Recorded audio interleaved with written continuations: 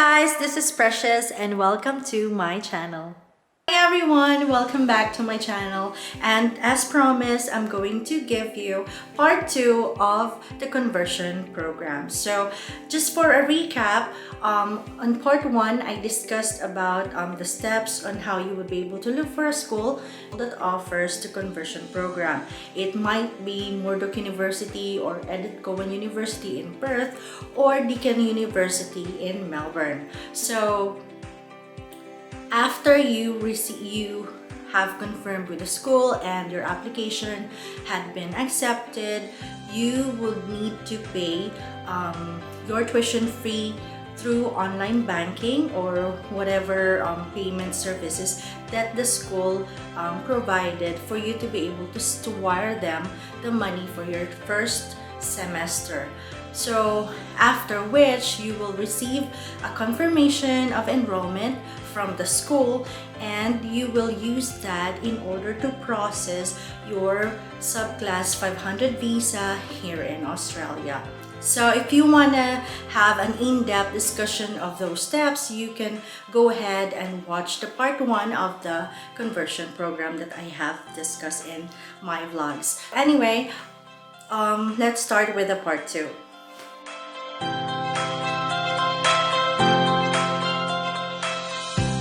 While you're processing your visa, at first you need to prepare the requirements for your upcoming practicum in the school that you have enrolled in. So the first requirement is the immunization requirements. That includes your Hep B vaccine, measles, diphtheria, and all other diseases. Also, you need to allow at least a month interval. So I will suggest for you to do the first dose in the Philippines and do the second vaccine here in Australia. It is also being done, as well as a TB confirmation test. Also, you need to do or get an Australian Federal Police certificate, and that you can do online. Also, book for a manual handling or a CPR or a first aid here in Australia. So you have to present a booking confirmation to the school in order for you to process or to go on your prac. You also need to do a criminal clearance check, as well as a working with children check here in Australia. But you can do that once you enter here, because you need to submit a form that you will be able to get in your school or in any Australian post in your area. Intakes here varies depending on the school. Normally, they have 2 intakes, so that would be February and July. So the first semester runs from February to June and July to December. So you will be able to complete the conversion program in a span of a year, or practically more or less 10 months. So I still have 120 units to comply in order for me to be converted as a registered nurse here.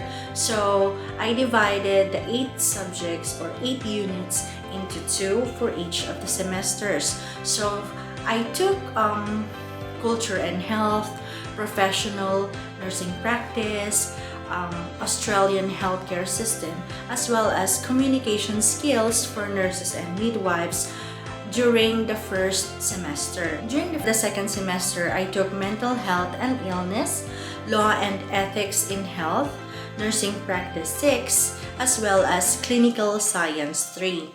You need to do a 6 to 10 week module for each of those subjects. So in terms of classes, it's actually quite different, because in the Philippines, we are used to having examinations, discussions, and all that. Here, it's more on discussion, essay, writing, and it's not just the regular essays that we are doing in the Philippines. So at first, it was a bit of a shock, and I thought I was really doing well in doing my essays and writing one, but it is not how they do things here.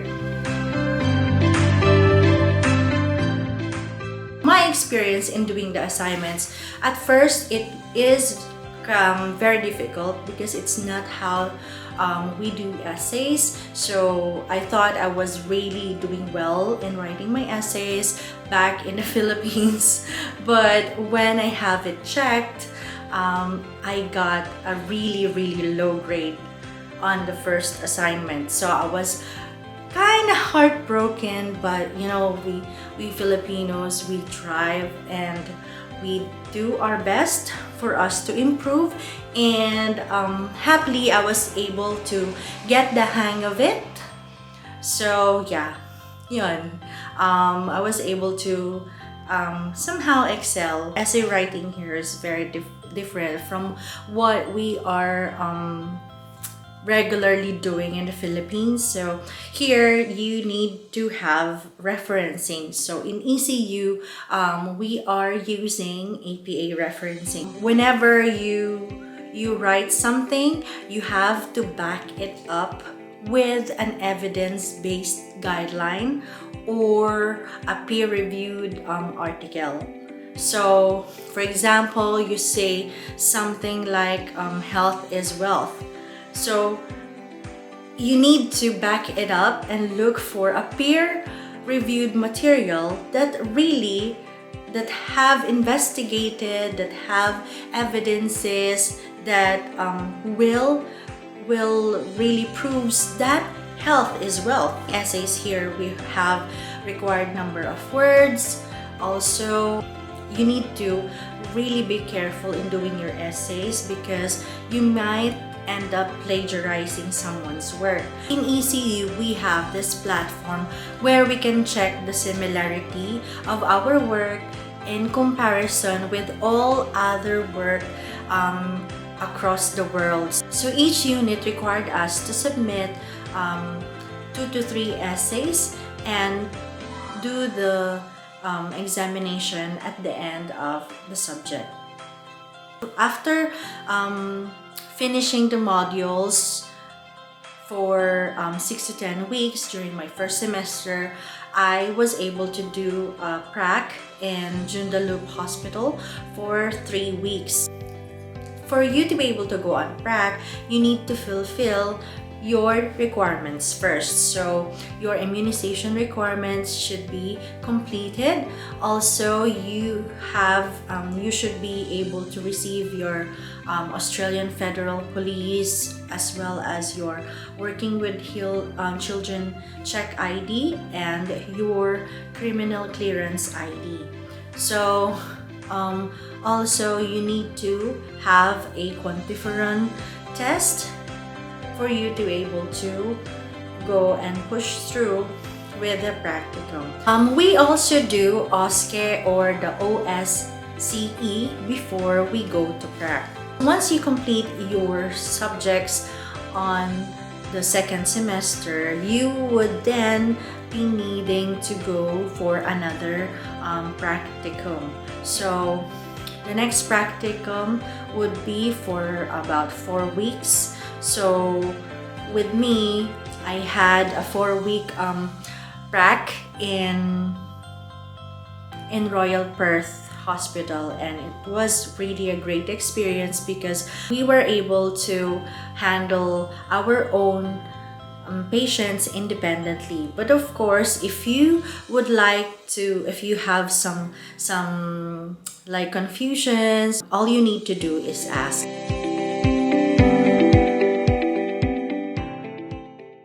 So because you are having the subclass 500 visa, you are eligible to work for at least 20 hours per week. But I suggest for you to focus first on your studies rather than work for you to be able to pass on each subjects, because in ECU, if you fail a unit, that will cost around 3,500 per unit. So if you fail one subject, you need to repeat them and pay another 3,500. So that had been my motivation. That's why I started working after only 3 months, when I was able to feel comfortable enough to juggle my work and studies. So after you had finished your subjects on the first and second semester, and you had already complied to doing the prac, and then you have passed, you can now apply for a registration online in AFRA by submitting the documents that they require. Okay guys, so thank you so much for watching, and if you like this video, please press like, and if you would like to have more updates regarding my vlog, please subscribe to my channel. You have a wonderful day. Please take good care of yourselves. See ya!